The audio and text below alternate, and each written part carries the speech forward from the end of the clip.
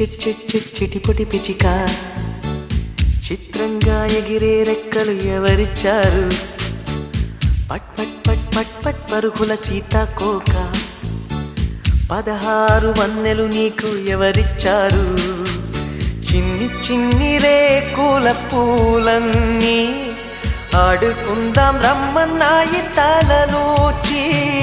కొమ్మ మీది కోయిలమ్మ నన్ను చూసి పాడుతోంది గొంతు కాస్త శృతి చేసి.